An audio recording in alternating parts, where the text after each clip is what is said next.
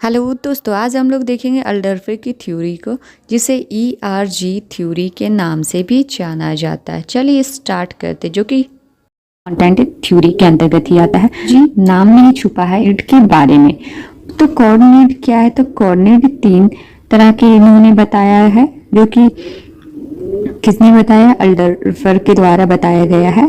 पहला पॉइंट है एग्जिस्टेंस, दूसरा है रिलेटेडनेस, तीसरा है ग्रोथ। एग्जिस्टेंस जिसे अस्तित्व आत्मक कहते हैं, जो बेसिक नीड के अंतर्गत बताया गया है। में फिजियोलॉजिकल नीड, जो कि भूख प्यास काम की आवश्यकता होती है। रिलेटेडनेस, रिलेटेडनेस में क्या बताया है? संबंध बनाने का नीड होता है, इसमें रिलेशनशिप स्थापित करना। रिलेटेडनेस में ग्रोथ क्या है? तो यहाँ पे पर्सनल डेवलपमेंट की बात की जाती है इसमें, जो कि व्यक्तिगत विकास के लिए आंतरिक इच्छाएं हो। ग्रोथ नीड है उसमें बताया गया है। किसने बताया? तो अल्डर्फर के द्वारा बताया गया है ERG थ्योरी।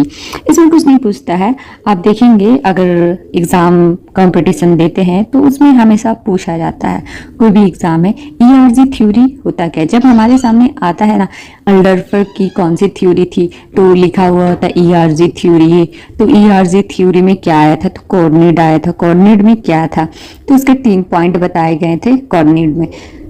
तो कोऑर्डिनेट ये बताया एग्जिस्टेंस, रिलेटेडनेस और ग्रोथ के बारे में बताइए 3, और फिर कोई और भी एक ऑप्शन दे देगा, तो लिख देगा कि के द्वारा जो बताए गए हैं तो वो क्रमबद्ध रूप से सजाएं, या जो नहीं है इसके द्वारा तो वो छाटें। तो आपको अगर याद रहेगा तो बेसिक नीड से वो कौन से है, तो इसके नाम में आप देखेंगे ERG नाम में ही छुपा हुआ है।